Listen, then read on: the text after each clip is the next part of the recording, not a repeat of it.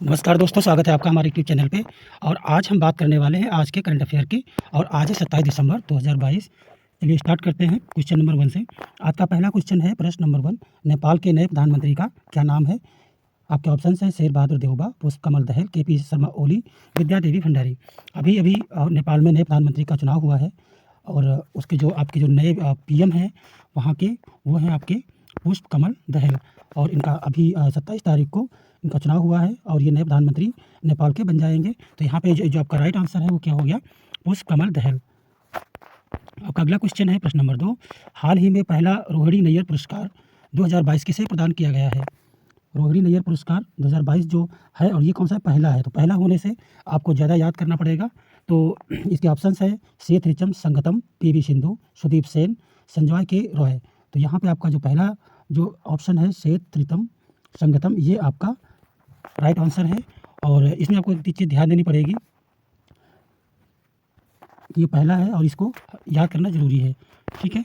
और अगला क्वेश्चन आपका है, लद्दाखी नववर्ष को किस नाम से आयोजित किया जाता है?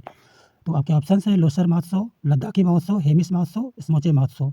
आपका राइट आंसर है पहला, लोसर महोत्सव। ये जो है लद्दाखी नववर्ष को मनाया जाता है और नए साल के स्वागत में लोसर महोत्सव मनाया जाता है। और इसमें ये तरह तरह के प्रोग्राम करते हैं और काफ़ी अपने घरों को सजाते हैं। अगला क्वेश्चन आपका है, रविंद्रनाथ टैगोर साहित्य पुरस्कार 2021-22 किसे प्रदान किया गया? आपके ऑप्शन है सुदीप सेन, शोभना कुमार, संजय के रॉय और सभी को। आपके सही राइट ऑप्शन इसमें है सभी को। जितने 3 लोग हैं, तीनों लोगों को साहित्य के क्षेत्र में ये पुरस्कार दिया गया है, रविंद्रनाथ टैगोर साहित्य पुरस्कार 2021-22। तो सुदीप सेन, शोभना कुमार, संजय के रॉय, इनके नाम आपको लिखने हैं। क्वेश्चन नंबर 5 है आपका, एनटीपीसी और टेक्निकमोंट ने किस की संभावना तलाशने के लिए समझौता ज्ञापन पर हस्ताक्षर किए हैं? यहाँ पर आपके ऑप्शंस हैं हरित मेथनॉल उत्पादन, कोयला उत्पादन, सोलर ऊर्जा उत्पादन, इनमें से कोई नहीं। आपका राइट आंसर यहाँ पे हो जाता है हरित मेथनॉल उत्पादन। ये जो टेक्नोमेंट कंपनी है, ये कंपनी आपकी इटली की है। और जो एनटीपीसी आप जानते हैं कि ऊर्जा के क्षेत्र में भारतीय कंपनी है। तो इन दोनों के बीच में समझौता हुआ है जो हरित मेथनॉल उत्पादन करेंगे और एनर्जी का एक नवीकरणीय ऊर्जा का जो स्रोत है उसमें इसका इजाफा होगा। तो यहाँ पे आपका जो राइट आंसर हो जाता है हरित मेथनॉल उत्पादन। जानते हैं इसके बारे में और बहुत कुछ। ये है टेक्नीमोंट, जो है ये टेक्नीमोंट प्राइवेट लिमिटेड, ये कहाँ की है? ये इटली की है। और इन्होंने एक समझौता स्थापित किया है एनटीपीसी के साथ में।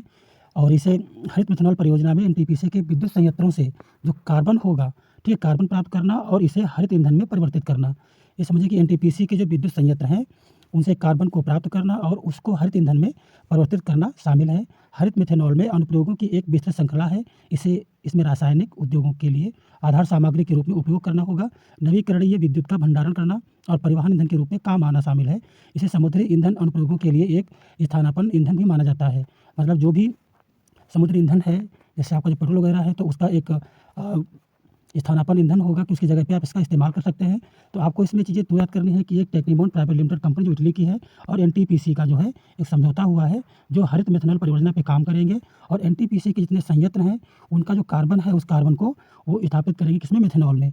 और जो एक ऊर्जा का एक विकल्प होगा अपने पास। क्वेश्चन नंबर 6 आपका है, प्रश्न नंबर 6, हाल ही में वीर बाल दिवस कब मनाया गया? तो आपके ऑप्शन है इसके लिए 26 दिसंबर को, 25 दिसंबर को और 24 दिसंबर को या 23 दिसंबर को। तो यहाँ पे आपका राइट ऑप्शन जो है वो है 26 दिसंबर को मनाया जाता है वीर बाल दिवस। आपको पता है कि मुगलों के इतिहास में जो सिख गुरु थे, उनको जो सिख गुरु गुरु गोबिंद सिंह थे, उनके जो 2 बेटे थे, उनको इस्लाम धर्म स्वीकार न करने के कारण उनके दोनों बच्चों को, जो बाबा जोरावर सिंह और बाबा फतेह सिंह, इनको दीवार में चिनवा गया था। तो चिनवा दिया गया था। तो इसी के उपलक्ष्य में वीर बाल दिवस मनाया जाता है 26 दिसंबर को और ये पहली बार मनाया गया है, ठीक है। तो इसे जो प्रधानमंत्री ने दिल्ली में जो मेजर ध्यानचंद स्टेडियम है वहाँ से इसकी शुरुआत की है और वहाँ पे इन्होंने काफ़ी आयोजन किया था। तो आपको ये पहला वीर बाल दिवस के रूप में 26 दिसंबर को याद कर लेना है, ठीक है। क्वेश्चन नंबर 7 है, आंध्र प्रदेश राज्य में स्थित श्री शैलम मंदिर लिखा हुआ है, वो श्री शैलम मंदिर किस देवता को समर्पित है? जो आंध्र प्रदेश राज्य में स्थित है श्री शैलम मंदिर, वो किस देवता को समर्पित है? उसमें कौन सी देवता की पूजा होती है? पहला आपका ऑप्शन है भगवान शिव और देवी पार्वती, और दूसरा है विष्णु और लक्ष्मी को, गणेश जी को और भगवान कृष्ण को। इसमें आपका राइट आंसर है पहला वाला, भगवान शिव और पार्वती को। श्री शैलम मंदिर में जो पूजा होती है भगवान शिव और पार्वती जी की होती है। और ये जो मंदिर है वो स्थित है कर्नूल में, आंध्र प्रदेश के। और ये श्री शैलम मंदिर जो है कर्नूल जिला है उसमें स्थित है। और इसमें जो राष्ट्रपति हैं उन्होंने 43.08 करोड़ रुपए की लागत से मंदिर के विकास में योगदान दिया है, परियोजनाएँ स्थापित करी हैं, जिसमें से आप जब आप टहलने जाएँगे तो वहाँ पे आप सारी भीड़ के लिए जो सुरक्षा सिक्योरिटी है, उनके आवासेज़ हैं, कहाँ पे वो रहेंगे, कहाँ पे वो पूजा होगी, मंदिर परिसर का पूरा जो विकास है उसमें इन्होंने 43.8 करोड़ रुपए की लागत से परियोजनाएँ स्टार्ट की हैं वहाँ पे। श्री शैलम श्री मल्लिकार्जुन स्वामी मंदिर भगवान शिव और उनकी पत्नी देवी पार्वती को समर्पित है। क्वेश्चन नंबर 8 की तरफ चलते हैं। किस आईआईटी के विशेषज्ञों ने एक कृत्रिम हृदय तैयार किया है? कृत्रिम हृदय, आर्टिफिशियल हार्ट। तो आर्टिफिशियल हार्ट इन्होंने तैयार किया है। तो आपके इसमें ऑप्शंस है IIT Kanpur, IIT Madras, IIT Delhi, IIT Bombay. तो इसमें आपका राइट आंसर है आईआईटी कानपुर। यहाँ पर विशेषज्ञों ने एक कृत्रिम हार्ट का जो कृत्रिम दिल है, कृत्रिम हृदय है, इसका इनोवेशन किया है। और जो आईआईटी कानपुर के वैज्ञानिक हैं, आईआईटी कानपुर तथा देश भर के 10 वैज्ञानिकों और डॉक्टरों की एक टीम ने 2 साल में इस कृत्रिम हृदय को तैयार किया है।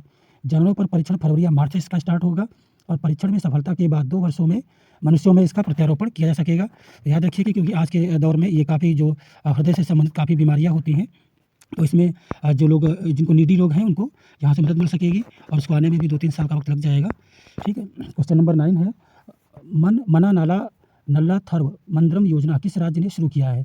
अब ये मना नाला नल्ला थ्रू मंद्रम योजना है वो किस राज्य ने स्टार्ट किया है? आप यहाँ पे 4 ऑप्शन हैं केरल, तमिलनाडु, उड़ीसा और आंध्र प्रदेश। आपका राइट आंसर हो जाएगा यहाँ पे तमिलनाडु। तमिलनाडु में ये योजना स्टार्ट की गई है और ये स्टार्ट की गई है, इसके कुछ उद्देश्य हैं तो पढ़ लेते हैं। पहली बात तो तमिलनाडु के जो मुख्यमंत्री इस समय हैं वो कौन है? एम.के. स्टालिन। और इस योजना में मेडिकल कॉलेज के छात्रों के मानसिक स्वास्थ्य में सुधार करने के लिए मनोवैज्ञानिक सहायता प्रदान करने के लिए ये योजना शुरू की गई है और इसको शॉर्ट में मनम ही बोलते हैं। इसका उद्देश्य मेडिकल छात्रों को आत्महत्या करने से रोकने के साथ साथ मानसिक स्वास्थ्य से पीड़ित रोगियों के सही उपचार के लिए उन्हें प्रशिक्षित करना है। जो लोग मेडिकल के स्टूडेंट हैं वो आत्महत्या कर रहे हैं किसी कारण से, तो ये योजना उनको मतलब जो मानसिक हेल्प है वो करेगी, जो रीजन होगा उसका देखेगी। और इस पहल के अंतर्गत छात्रों को मानसिक स्वास्थ्य विशेषज्ञ से संपर्क करने में मदद मिलेगी और इसके लिए तमिलनाडु सरकार ने एक हेल्पलाइन स्टार्ट किया है जो है 14416।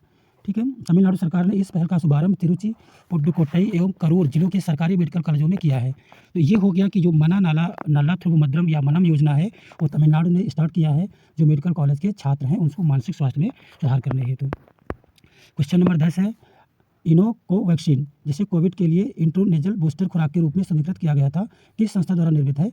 इसके लिए आपके ऑप्शन हैं Bharat biotech, serum institute biological limited, उपरोक्त सभी। तो इसमें आपका जो राइट आंसर है वो पहला वाला है भारत बायोटेक। तो इसमें इस जो इनकोवैक्स है जो वैक्सीन है ये एक बूस्टर डोज के रूप में सरकार ने स्वीकार किया है, जो भारत बायोटेक ने बनाया है। ठीक है। तो इसमें